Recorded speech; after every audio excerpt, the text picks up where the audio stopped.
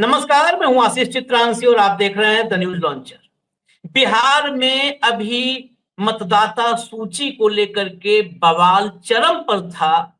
उसी वक्त पटना में अरबपति कारोबारी की हत्या हो गई गोली मारकर। ये कोई ऐसी बात नहीं कि पहली हत्या हुई और हम डिबेट करने आ गए। उकता के आना पड़ा, कहते ना उकता जाना, आजिज हो जाना, तब आना पड़ा। बिहार की सड़कों पर ऐसा दृश्य है कि बड़े लंबे वक्त बाद मैंने अपने कानों से सुना लोगों को कहते हुए कि ये सरकार प्रायोजित ऑर्गेनाइज क्राइम अब बिहार में चल रहा है, सरकार के संरक्षण में चल रहा है। और 2005 से पहले जिस जंगल राज की बात करते हैं भाजपा और जेडीयू के लोग, उससे बदतर हालात आज बिहार की सड़कों पर यह बवाल की स्थिति है। और याद कीजिए 15 दिन पहले मोदी जी आए थे भाषण देने के लिए बिहार। क्या कहा था? जंगल राज वाले लोग फिर से मौके की ताक में। मोदी जी कुछ गलत नहीं कहते हैं, उनका इशारा था ये जंगल राज वाले लोग ताक में हैं और जंगल राज ले आए हैं दोबारा। पटना की सड़कों में, बिहार की सड़कों में, बेगूसराय, बक्सर, सीवान, मुजफ्फरपुर, पूरे बिहार की तस्वीर यही है। और पामेरियन मीडिया वो चरण चाट की भूमिका में अपनी पूरी निपुणता दिखा रहा है। इस चर्चा में पूरी खबर दिखाऊंगा, लेकिन सबसे पहले जबरिया रिटायर्ड आईपीएस, मैं अपने तरफ से कह रहा हूं, नाराज ना हो तो अमिताभ कुमार दास जी को जोड़ लीजिए। पूर्व आईपीएस हैं। इस नाम से मेरा वैसे भी बड़ा वास्ता रहा है, क्योंकि उत्तर प्रदेश में अमिताभ ठाकुर नाम के आईपीएस, वो भी जबरिया रिटायर्ड आईपीएस हैं। और अपने घर के बंगले के बाहर बकायदा उन्होंने यही बिल्कुल। चस्पा कर रखा है। मेरे उनसे बड़े जी, जी। संबंध बड़े अच्छे हैं, जी, बड़ा जी, जी, हम जी। दोनों के। तो वो अपने घर के बाहर लगा रखे हैं बकायदे, सरकार बिल्कुल, को बिल्कुल। रोज मुंह चिढ़ाते हुए, जबरिया रिटायर्ड जी, जी। आईपीएस। तो बिल्कुल। बिहार के अमिताभ कुमार दास जी हैं, 1994 बैच के आईपीएस।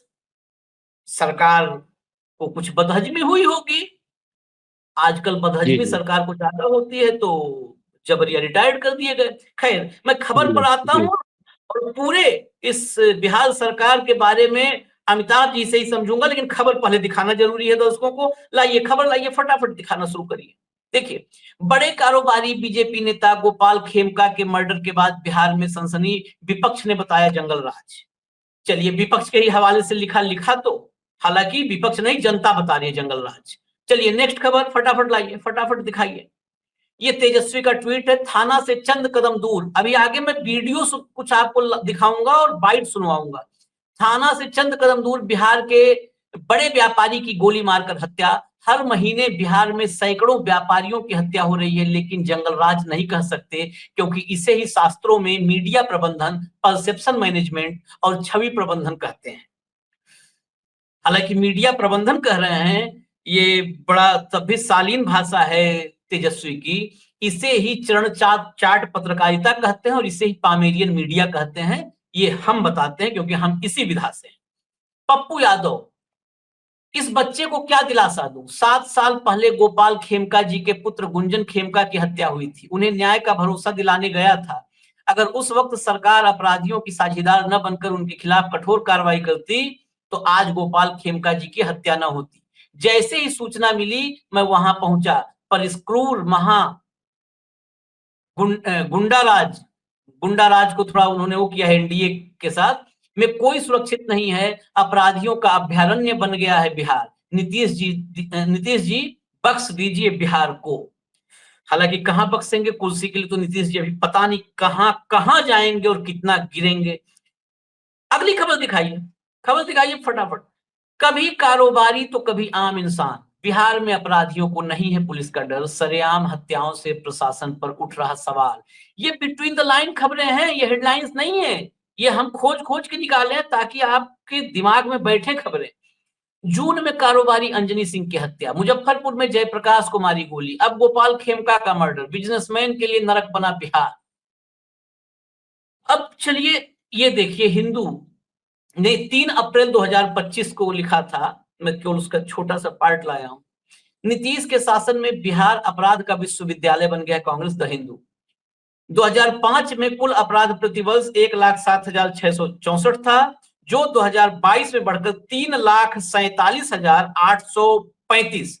ये सबका साथ सबका विकास वाला फॉर्मूला है, क्योंकि बेसिकली विचारधारा दोनों की एक है, चाहे नीतीश हो चाहे मोदी हो। ऊपर का झगड़ा वगड़ा सब समझ लीजिए, खाने का प्लेट का झगड़ा जो था वो सब दिखावा था। हर दिन करीब करीब 1000 अपराध। नेक्स्ट विजुअल होगा, एक विजुअल दिखाना जरूरी है। विजुअल देखिए, सुनिएगा ऑडियो के साथ। सब कुछ बंद करने के 1.5 घंटा से पुलिस को कोई इन्फॉर्मेशन नहीं है। यहाँ 1:30 बजे 11:30 बजे यहाँ गोली मारा गया है। तो बगल में आपका थाना है, और जो आदमी उसके बाद 10 मिनट बाद यहाँ पहुंचे हैं, यहाँ से जिप्सी क्रॉस किए, उसको भी नहीं पता कि हमारे एरिया में क्या हो रहा है। 12 बजे हमने आपको पुलिस कंट्रोल रूम में मैसेज दिया, उसके बाद गांधी मैदान थाना के लोग अभी तक नहीं पहुंचे थे। 11:35 में वहाँ 1:35 में पहुंचा है गांधी मैदान थाना। आपने मेडिकल वाले हैं, गश्ती दल वाले, हम लोग को गलत मिल गया एड्रेस। आपका कानून यही कहता है, अगर कानून कहेगा तो सर हम लोग कुछ नहीं कराएंगे, कल जाम करके बैठ जाएंगे पूरा प्रशासन पट्टा का। कोई आम पब्लिक नहीं है सर। 1.5 घंटा से किसी पटना में लोकल पुलिस को गांधी मैदान के सामने हत्या हो जाती है, और 1.5 घंटा की पटना पुलिस क्या करती रहती है, हमको ये नहीं समझ में आता है। हाँ, सारे गश्ती दल वालों का काम है रात को स्कूटर रोको, डिक्की दिखाओ, लाइसेंस दिखाओ, 500 रुपए दो, 6 बजे चेक दिखाओ। आजकल एगो नया मिल गया मोबाइल पूरा फोटो खींचेगा, लाइए 5,000 रुपया, 1000। देखिए, जवाब नहीं है। खड़े हैं वहां पर मुंह बंद करके, राजनेताओं जैसे नेताओं के लक्षण आ गए अफसरों में। खड़े हैं मुंह बंद करके, क्यों जवाब होगा जब राजधानी में 1.5 घंटे तक मौका वारदात पर नहीं पहुंच पाएंगे। एक बाइट है छोटी सी, सुना करके सीधा मैं अमिताभ साहब के पास चलूंगा। प्ले करिए। जी, गुंजन खेमका की उनकी फैक्ट्री हाजीपुर में, उनकी पुरानी फैक्ट्री है, 40 साल पुरानी कॉटन की। उसके गेट पे मारा गया था उनके बेटे को, आज इनको यहाँ मारा गया है। कुछ नहीं, ऐसा कुछ भी नहीं है, कुछ भी नहीं। कुछ होता तो हम लोग खबर गांधी मैदान नहीं तो गांधी मैदान थाना या कितने कोई भी थाना हो, सब ये वसूली में लगे रहते हैं कि कौन ट्रक पास हुआ, कौन बालू का ट्रक पास हुआ, और क्या हुआ, ये हुआ, वो हुआ, दिस हुआ, दैट हुआ। हमारे लिए तो अच्छा, ये लोग जो राजद को या लालू जी के राज को जो जंगल राज कहते हैं, उससे बड़ा जंगल राज अभी ये बिहार सरकार चला रही है। ऑर्गेनाइज्ड क्राइम चला रही है, सब चीज में ब्लैक मार्केटिंग है, सब चीज में लूट है। पुलिस वाले जगह जगह आम पब्लिक को परेशान करते हैं। गुंडों को पीछे इनको कोई मतलब नहीं है। आम पब्लिक क्या लेके जा रहा है उसका झोला चेक करने के लिए इनके पास टाइम है, उनकी डिक्की खुलवा करके चेक करने का टाइम है, लेकिन क्रिमिनल्स को पकड़ने का या यहाँ की कानून व्यवस्था को संभालने का कोई इनको लेना देना नहीं है। बस चलते सीधा। अमिताभ जी, ये स्थिति बिहार आपसे करीब तो हमने कतई नहीं देखा है। सवाल भी क्या करूं, हालात ऐसे हैं, और चुनाव का वक्त है, चुनाव बिल्कुल अब दहलीज पर है। क्या बिहार की स्थिति बन गई, और आज तक बिहार में एक ही नारा है और कुछ नहीं है एनडीए के पास, 2005 का जंगल राज। ये उससे बदतर हालात नहीं नजर आ रहे आपको? देखिए आशीष जी, अब इस देश में इससे बड़ा मजाक क्या हो सकता है कि जिस प्रधानमंत्री ने एक तड़ी पार को गृह मंत्री बनाया हुआ है, वो प्रधानमंत्री जंगल राज की बात कर रहे हैं, है ना। अब इस पर तो मेरी समझ में नहीं आता कि इस पर हंसा जाए या रोया जाए, है ना। आप लोग मार्गदर्शन दीजिएगा कि हंसने की बात है कि रोने की। एक तड़ी पार को रोने की है, अच्छा ठीक है, तो मैं रो ही लूंगा कि एक तड़ी पार को केंद्र में गृह मंत्री बनाने के बाद वो प्रधानमंत्री जंगल राज की बात करते हैं, जिनके अपने हाथ, प्रधानमंत्री महोदय के अपने हाथ, है ना। ये बात को जितनी भी दबाने की कोशिश की जाती है, बात उतनी बार आती है, और आप सच्चाई को खत्म नहीं कर सकते। मिस्टर संजीव भट्ट ने ये कहा, आपने उनको बर्खास्त कर दिया। बीबीसी ने डॉक्यूमेंट्री बना के यही बात कही। अब अमेरिका में जोहरान ममदानी भी यही बात कर रहे हैं। तो एक दंगाई प्रधानमंत्री और एक तड़ी पार गृह मंत्री की जोड़ी यदि बिहार में जंगल राज की बात करे तो रोना आता है। अब देखिए, आपने दर्शकों को मेरा सही परिचय दिया, जबड़िया रिटायर्ड हूं मैं, जैसे उत्तर प्रदेश में अमिताभ ठाकुर सर हैं, तो हम लोग तो भाई जबड़िया रिटायर्ड कर दिए गए। अब बिहार में देखिए क्या स्थिति है। मैं दर्शकों को दिखा दूं, ये तस्वीर ध्यान पूर्वक देखिए। ये जो दिखाई दे रहे हैं इस तस्वीर में, ये बिहार के मुख्यमंत्री हैं नीतीश कुमार उर्फ पलटू राम, एक जाना पहचाना चेहरा है। एक समय देश के भावी प्रधानमंत्री के रूप में देखा जा रहा था। और जिस शख्स के सामने ये चपरासी की तरह हाथ जोड़कर खड़े हैं, जो काले कोट और काला हैट में शख्स है, वो अनंत सिंह है, जो बिहार का सबसे खूंखार माफिया सरगना है और जिसे अपराध की दुनिया में, अंडरवर्ल्ड में छोटे सरकार के नाम से जाना जाता है। तो ये तस्वीर ही बहुत कुछ कह देती है कि क्या नीतीश कुमार कहते हैं कि हमारा जीरो टॉलरेंस है, और आजकल पलटू राम का एक मतलब तकिया कलाम हो गया, हर बात पर कहते हैं 2005 के पहले ऐसा होता था जी, 2005 के पहले वैसा होता था जी।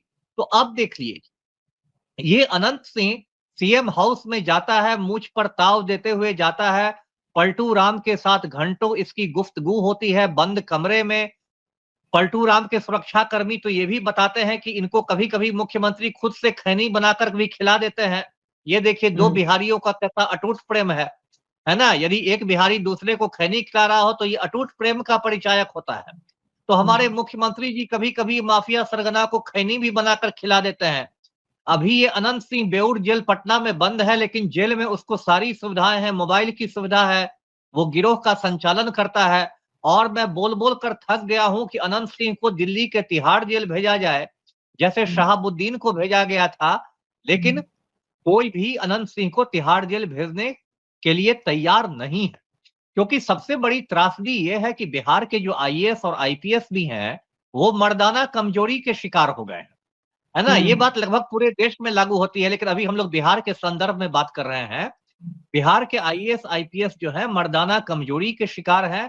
नामर्द और नपुंसक, सिर्फ कमजोर लोगों पर उनको चिल्लाना आता है, और बड़े बड़े माफिया के सामने वो बिल्कुल हिंगी बिल्ली बन के खड़े हो जाते हैं। और उसी संदर्भ में गोपाल खेमका की हत्या को देखना चाहिए। जो आपने विजुअल दिखाया वो गोपाल खेमका के भाई शंकर खेमका का विजुअल था, जो ये कह रहे थे कि लालू के जिस जंगल राज की बात होती है उससे तो बदतर हालात है। और सही बात है, मैं ये नहीं कहता कि लालू के समय कोई बहुत अच्छी हालत थी, मैंने उस समय भी मैं कई जिलों का एसपी था, लेकिन आज उससे कहीं ज्यादा बदतर हालत है, कहीं ज्यादा बदतर हालत है। और मतलब अभी देखिए, कल एक खबर आई है, उसको भी मीडिया में बहुत हद तक छुपाया गया है, कि बिहार सरकार के नगर विकास मंत्री हैं जीवेश मिश्रा, उनको राजस्थान की एक अदालत ने दोषी पाया है नकली दवा बनाने के लिए। अब बताइए, नकली दवा बनाने के लिए बिहार सरकार के एक मंत्री को दोषी पाया गया है। इस पर तो सुशासन बाबू को अब तक उनका इस्तीफा ले लेना चाहिए। और वो मंत्री महोदय माइक पर आके बोल रहे हैं कि जो ये खबर चलाएगा मैं उस पर मानहानि का केस कर दूंगा। मतलब उल्टा चोर कोतवाल को डांटे की स्थिति है। बिहार के एक दूसरे पर्यटन मंत्री है, राजू सिंह नाम है, ये भाजपा के नेता है, वरिष्ठ राम भक्त हैं।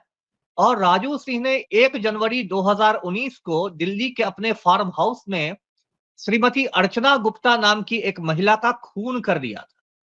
दिल्ली पुलिस ने उनको गिरफ्तार किया, उनको चार्जशीट किया, और अभी दिल्ली के एक कोर्ट में सुनवाई चल रही है। और वो जो अर्चना गुप्ता का कातिल है वो बिहार सरकार में माननीय पर्यटन मंत्री है ना। बिहार में सैलानियों के स्वागत के लिए खड़ा है ना। तो ये स्थिति हो गई है। अब मैं इस पर क्या कहूं। और 2 साल पहले इसी पलटू राम ने आनंद मोहन नाम के एक खूनी को जेल से बाहर कर दिया था। बिहार के जेल मैनुअल में संशोधन करके, कायदे कानून को बदल के, आनंद मोहन ने एक दलित आईएएस ऑफिसर का खून कर दिया था, कृष्णैया साहब का। वो तेलंगाना के रहने वाले थे, और उसमें सुप्रीम कोर्ट ने आनंद मोहन को उम्र कैद की सजा दी। और पलटू राम ने 2 साल पहले आनंद मोहन को रिहा कर दिया, क्योंकि पलटू राम को राजपूत वोट बैंक में सेंधमारी करनी है। अब बताइए ये कहां बिहार जा रहा है, किधर बिहार जा रहा है, मेरी समझ में नहीं आ रहा है। अभी आपने सिवान की घटना दिखाई, सिवान में 7 लोगों पर हमला की खबर है, गोलियों और तलवार से हमला हुआ है मलमलिया मोड़ में। उसमें 3-4 लोगों की मौत हो चुकी है। और दर्शकों को मैं बता दूं कि यदि एक ही हत्याकांड में 5 या उससे ज्यादा लोग मारे जाते हैं तो उसको नरसंहार कहा जाता है, मैसेकर कहा जाता है। तो एक मौत और हो जाएगी तो वो हत्याकांड नरसंहार में बदल जाएगा। तो ये बिहार की स्थिति है। अब पूरे बिहार में देखिए माफिया राज है, आम लोगों पर सर्जिकल स्ट्राइक हो रहा है, और अब तो पलटू राम की देखिए दिमागी हालत भी बिगड़ती जा रही है। अब तो कभी वो राष्ट्रगान के समय उछल कूद मचाने लगते हैं, कभी किसी आईएएस ऑफिसर के सर पर गमला रख देते हैं, कभी किसी महिला पर झपट्टा मार देते हैं। तो अभी तो बिल्कुल, हम लोग बचपन में कहानी नाटक पढ़ते थे अंधेर नगरी चौपट राजा, तो उस नाटक का मंचन अब हमें देखने को मिल रहा है। जी आशीष जी। जी सर, आप नीतीश कुमार के साथ तो आपने वक्त भी गुजारा है बतौर प्रशासनिक अफसर, एक आईपीएस के रूप में। क्या जी जी। ऐसे ही 2005 से चल रहा है या बाद में बदल गया ये सब कुछ, कि 2005 से ऐसा था, सब कुछ खाली ढका हुआ था, पर्दे के पीछे था? नहीं नहीं, मैं 2005 की पहले की बात करता हूं। मैं तो नीतीश कुमार को जितने करीब से जानता हूं, बहुत कम लोग जानते हैं। 2001 हाँ, से 3 तक मैं पटना का रेल एसपी था, और हाँ, उस समय ये रेल मंत्री थे भारत सरकार में, और हाँ, नीतीश कुमार ने करोड़ों के रेलवे ठेके माफिया में बांट दिए थे, हम्म, है ना, बंदर बांट किया था। और हम्म, मैंने विसल ब्लोअर का काम किया था, मैंने उसकी पोल खोली थी, और उसके बाद मुख्यमंत्री के बनने के बाद इन्होंने मुझे अपने मतलब हिट लिस्ट पर ले लिया। 10 साल तक मेरा प्रमोशन रोके रहा, फिर सुप्रीम कोर्ट से जीतकर मैंने प्रमोशन लिया, तो उसके बाद मुझे रिटायर करा दिया गया लोकहित में। आपको जानकर आश्चर्य होगा, मुझ पर कोई इल्जाम नहीं है, तो मुझे लोकहित में रिटायर कराया गया है, पब्लिक इंटरेस्ट में। आज की तारीख में भी मैं केस लड़ रहा हूं कि इनका सेवा में रहना लोकहित में ठीक नहीं है। अब देखिए ये देश कहां से कहां पहुंच गया है, ये आप देखिए। और मेरे और मेरे एक बैचमेट हैं अश्विनी वैष्णव, हमने साथ साथ ट्रेनिंग की थी, उनको अडानी के आशीर्वाद मिल गया तो वो भारत के रेल मंत्री हो गए हैं। जी। ये नहीं, ये जो है, ये तो आपने मतलब बहुत जबरदस्त वो एक बात बताई कि आप उस दौर में थे और फिर लोकहित में आपको हटाया जा रहा है, रिटायर जी किया जी, जा रहा है। बिल्कुल बिल्कुल। और अश्विनी वैष्णव के देखिए रील रोज वायरल हो रहे हैं, रोज रील, उनकी तरक्की देखिए, आप कहाँ रह गए, बहुत पीछे मेरा छूट गए आप। बैचमेट, मैं तो बहुत पीछे छूट गया। और देखिए अश्विनी वैष्णव भारत सरकार के रेल मंत्री हैं, और अडानी के हुक्म पर वो सारे रेलों को वो निजीकरण करा देंगे, अडानी के मतलब चरणों में डाल देंगे।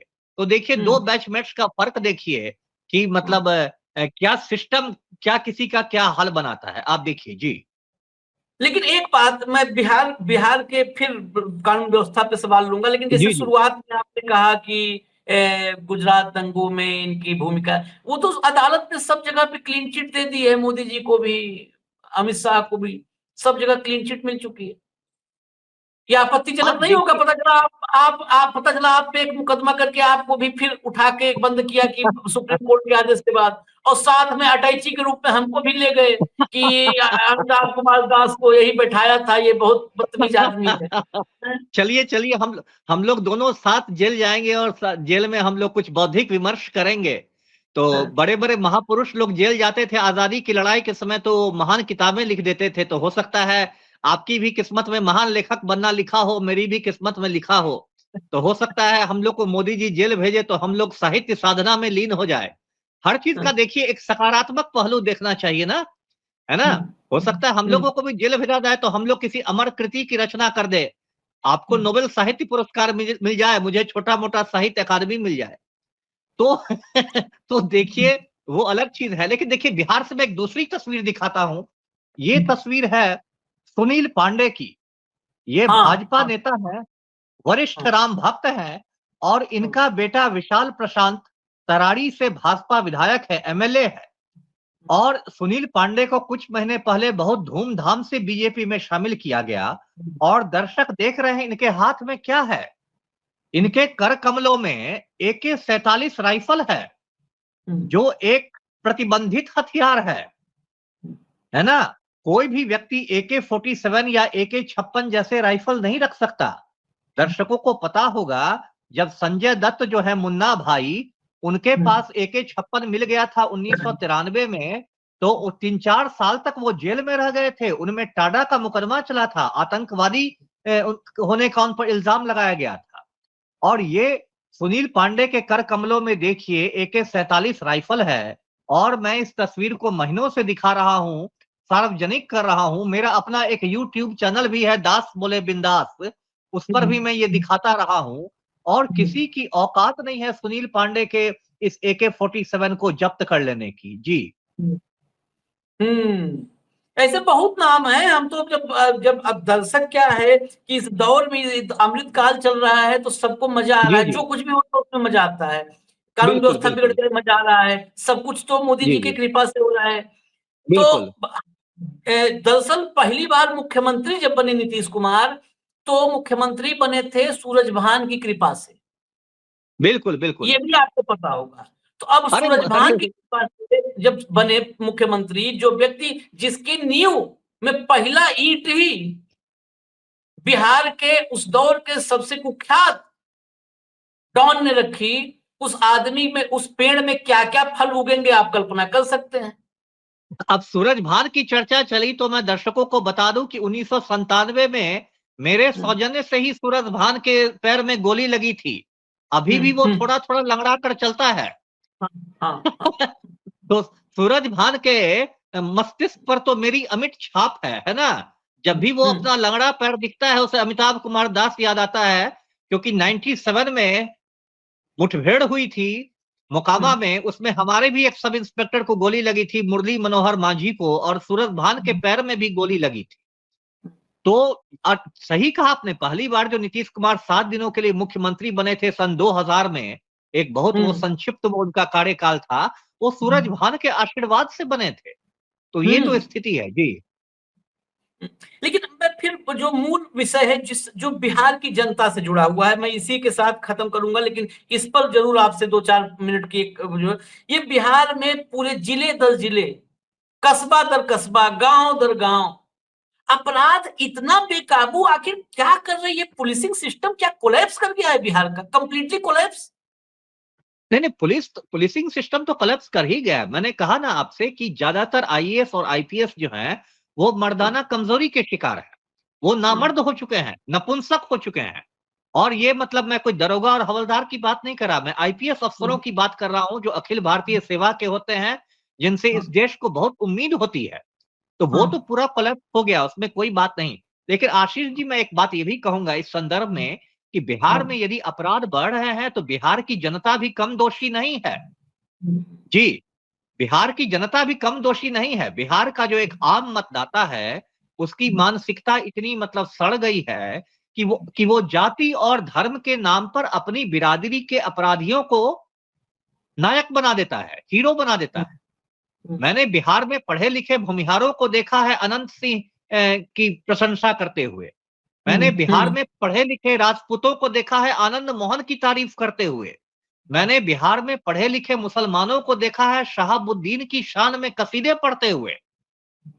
और जब अपराध बढ़ेंगे तो सब लोग सम्मिलित होकर नेहरू जी की निंदा करेंगे, क्योंकि हाँ, नेहरू जी एक ऐसे इंसान हैं कि उनको आप किसी भी चीज के लिए उनको आप ब्लेम कर सकते हैं। वो चाहे कश्मीर की समस्या हो या कल्लू राम का कब्जियत हो। जी नहीं नहीं, बिल्कुल सही आपने कहा, और ये बात बिल्कुल सही कि मैं, मतलब मुझे, आप मंच पर ये बात बोले, मुझे खुशी हुई, क्योंकि मैं अक्सर कहता हूं कि इस देश को जो मिल रहा है वही देश डिजर्व करता है। हम बिल्कुल लोग बिल्कुल डिजर्व वही करते हैं, वही हमको मिल रहा है। बिल्कुल और हमारे भाग्य थे कि हमको मोदी जी मिले हैं, बिहार का अहोभाग्य कि नीतीश कुमार मिले हैं, बिल्कुल बिल्कुल क्योंकि वही बिल्कुल डिजर्व करते हैं। और मैं तो बिल्कुल ऐसे ऐसे पत्रकार साथियों को भी जानता हूं, तमाम युवा पत्रकार जो राजपूत हैं, तो वो आनंद मोहन, मतलब बिल्कुल वो बिल्कुल अपनी खबरों में आनंद मोहन की तारीफ कर लेते हैं और बिल्कुल कहते हैं कि हम पत्रकार हैं। पत्रकार शब्द का शायद अभी अर्थ भी नहीं पता है उनको। पढ़े लिखे, बिल्कुल, अच्छे खासे, खूब पढ़े लिखे, वही मैंने कहा। उनके एजुकेशन यही पर तो कोई प्रश्न त्रासदी नहीं है, यही त्रासदी है कि जो लोग बुद्धिजीवी होने का दंभ भरते हैं उनकी भी मानसिकता इतनी मतलब सड़ गई है, जातिग्रस्त हो गई है। जी है। उन्हीं की सड़ी मानसिकता ज्यादा समाज को सड़ाती है। बिल्कुल उन्हीं की सड़ी, क्योंकि बौद्धिक वर्ग लोग उससे इन्फ्लुएंस होते हैं, इंप्रेस होते हैं। खैर, बिल्कुल बिहार की इस स्थिति में अब चुनाव भी दहलीज पर है, तो देखिए चुनाव कैसे होंगे बिहार में। एक तरफ अपराधियों का डर है और दूसरी तरफ चुनाव आयोग का खौफ। अच्छी ये बात है कि तो अभी भी आप उसको चुनाव आयोग ही कह रहे हैं, मैंने तो उसे चुनाव आयोग कहना शुरू कर दिया है। क्योंकि यदि यदि मतदाताओं को आप चूना लगाते हैं तो वो चुनाव आयोग ही कहे जाएंगे। अभी जिस तरह से बिहार में वोटबंदी का षड्यंत्र हो रहा है, एक अलग विषय हो जाएगा, लेकिन जो वोटबंदी का षड्यंत्र है बिहार में, जो चुनाव आयोग ने साजिश रची है नरेंद्र मोदी जी के मतलब हुक्म पर, वो साजिश पूरा बिहार देख रहा है। जी नहीं नहीं बिल्कुल, और ये साजिश तो बहुत बड़ी है। ये तो आप तो बिहार के चप्पे चप्पे से वाकिफ हैं, भौगोलिक रूप से बिहार जी को जी समझ रहे हैं। वो अलग विषय है, जी अपराध से अलग, उस पर जरूर चर्चा करेंगे, क्योंकि वो जी वोटबंदी, जी नोटबंदी से ज्यादा खतरनाक ये वोटबंदी है। क्योंकि वोटबंदी जी नोटबंदी में तो आप हो सकता है 4 दिन लाइनों में लगेंगे, वोटबंदी हो जी जी जाएगी तो आपकी आने वाली 7 नस्लें लाइनों में बिल्कुल खड़ी होंगी, क्योंकि वो बिल्कुल गुलाम होंगी, प्रजा होंगी, वो नागरिक नहीं होंगी। बिल्कुल वो प्रजा में तब्दील हो बिल्कुल जाएंगी। तो उनको आपकी आने वाली 7 पीढ़ियों को लाइनों में खड़ा होना होगा। जहां भी राजा बोल बिल्कुल देगा, तमाशेबाज राजा बोलेगा यहाँ पर खड़े हो जाओ, तो वहां खड़ा होना होगा। खैर, बिल्कुल बिल्कुल इजाजत दीजिए, मैं बिहार के सभी नागरिकों से, प्रजा से तो अपील हम कर नहीं सकते क्योंकि हम लोकतंत्र में यकीन रखते हैं, बिल्कुल नागरिकों से यही अपील करूंगा कि सोचिए समझिए, आज के हालात समझिए और भविष्य के सपने को बुनिए। उसी हिसाब से आप फैसला कीजिए। चुनाव बहुत करीब है। इस वक्त आपके पास बहुत सारे जातीय, धार्मिक ऐसे उन्माद फैलाने वाले लोग आएंगे, उसके नीचे आपके मातम को दबाएंगे, बिहार की त्रासदी को दबाएंगे। धन्यवाद अमिताभ जी, धन्यवाद, बहुत बहुत धन्यवाद। आज आपका हम भी लोग पहली धन्यवाद। बार मुलाकात हुई। धन्यवाद। जी बहुत अच्छा लगा मुझे, धन्यवाद।